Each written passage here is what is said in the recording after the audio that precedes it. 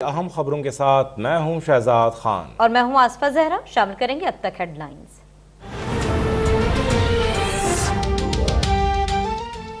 Deputy speaker ने तहरीक अदम एतमाद को गैर आईनी करार देकर मुस्तरद कर दिया। वजीर आजम की तजवीज़ पर सदर ने कौमी असम्बली तहलील कर दी। सुप्रीम कोर्ट का सूरत हाल पर नोटिस, चीफ जस्टिस अदालत पहुंच गए।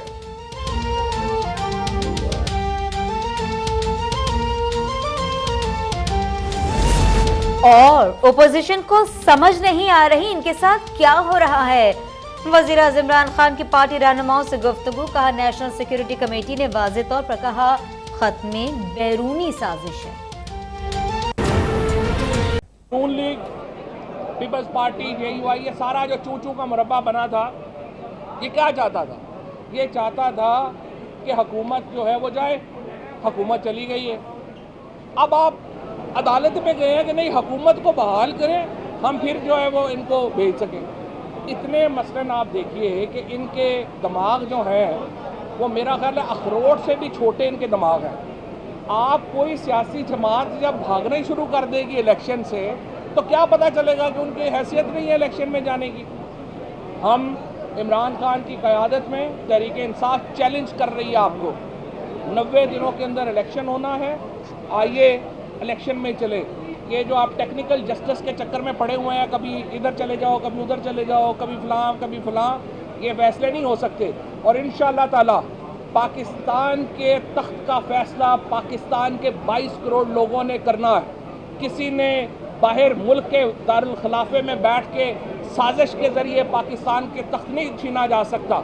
ना ये मैं लीडर ऑफ अपोजिशन को बताना चाहता हूँ, पाकिस्तान के लोग ना भिखारी हैं ना बेगैरत हैं। ये आपने जो टाइटल अपने लिए रखने थे वो पाकिस्तान के लोगों के लिए बोल दिए। पाकिस्तान के अवाम गैरतमंद हैं।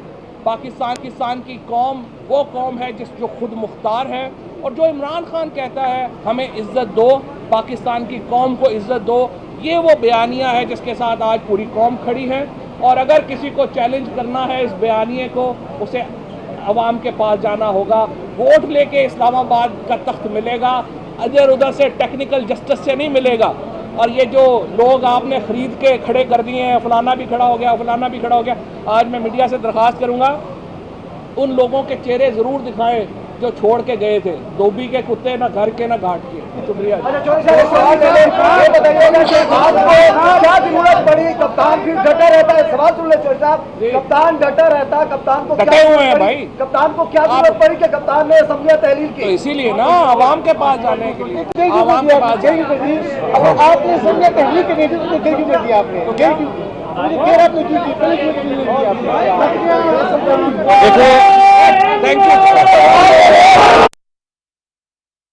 इस्लामाबाद में सुप्रीम कोर्ट के बाहर फवाद चौधरी मीडिया से बात कर रहे थे, जो कि आप बराह रास्त देख रहे थे।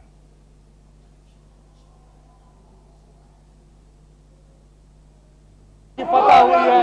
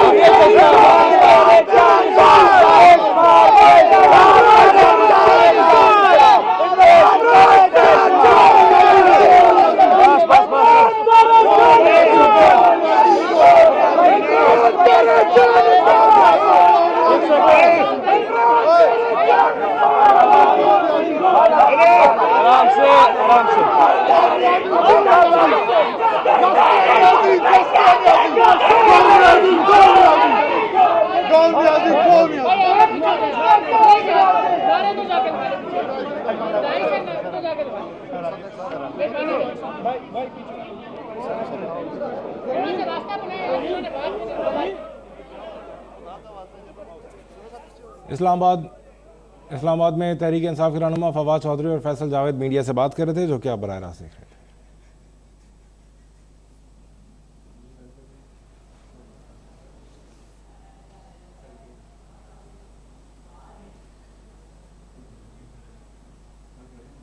मुल्क की पार्लियामान में बैठे हुए वो लोग जो 22 करोड़ लोगों का वोट लेकर आए हैं वो गद्दार हैं।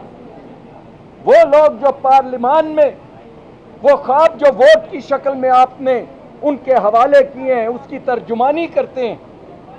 वो एक गैर मुल्क के टट्टू हैं और मुल्क के आइन को पामाल कर रहे हैं।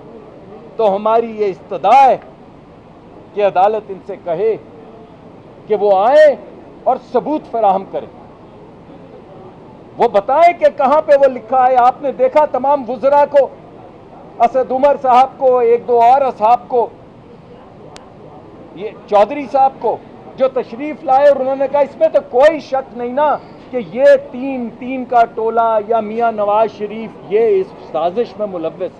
अपने मुल्क के इलेक्टेड प्राइम मिनिस्टर, अपने मुल्क के 3 मरतबा इलेक्टेड प्राइम मिनिस्टर को ये शख्स सिर्फ सियासत में जरा मात से बचने में एक दिन ऐड करने के लिए गद्दार कह रहा है,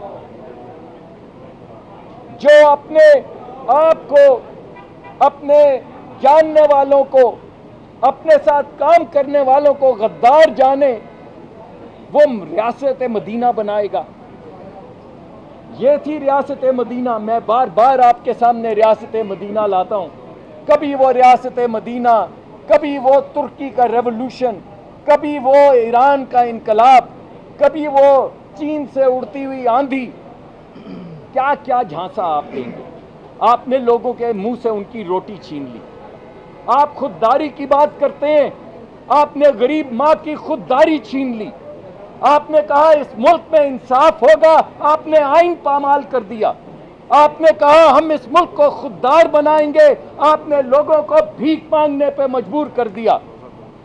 गरीब मां जो है वो बच्चों के मुंह में खाना डाले तो बिजली का बिल नहीं दे सकती।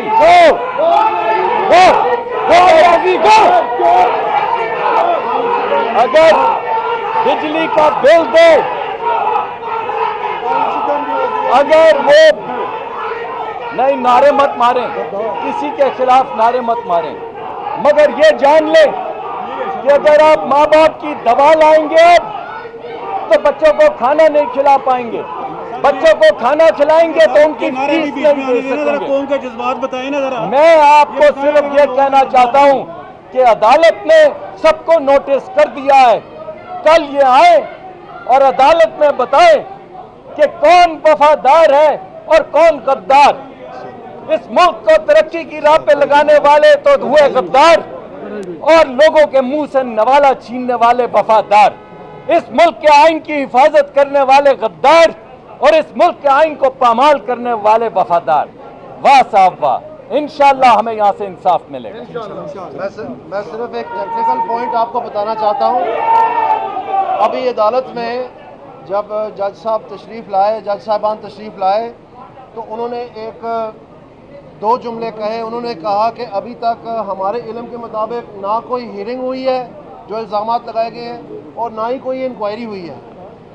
तो मैं समझता हूँ कि जो ये कलमात थे उन साहिबान के और कल तक का नोटिस हो गया है। जो सारे दावे यहाँ पर बोल के गए हैं पीटीआई वाले, इसी में उन सारों का राज है। इस मुल्क में आइन के मुताबिक जब तक से ड्यू प्रोसेस ना हो, किसी किस्म का भी फैसला किसी के ख़िलाफ़ आप कर नहीं सकते। ये कानून, आइन और अखलाकी ज़ाब्ते का और कानूनी ज़ाब्ते का सबसे अहम जुज़ है, जो कि अभी हमने अदालत के अंदर खुद ही सुन लिया। तो जैसे कि आपको पता है, ये तो महज एक इल्ज़ाम है, ना इसकी कोई इंक्वायरी हुई है, ना कोई हियरिंग हुई है। कभी ये कहते हैं हमने कमीशन बनाना है, कभी कहते हैं कि वहाँ का ख़त है, कभी कहते हैं यहाँ का ख़त है। ये सब बातें हवा में हैं। और मैं आपको बताना चाहता हूँ कि बार बार हमने ये देखा है कि ये वो जमात है जो इस तरह के एक आप समझ सकते हैं कि ढकोसले दे के और पूरी कौम को बेवकूफ़ बनाते हैं 6-8 महीने, उसके बाद खुद मान जाते हैं कि हमारी बात खोखली थी, इसमें कोई जवाब नहीं था। बहुत शुक्रिया आपका, अल्लाह ताला खुश रखे।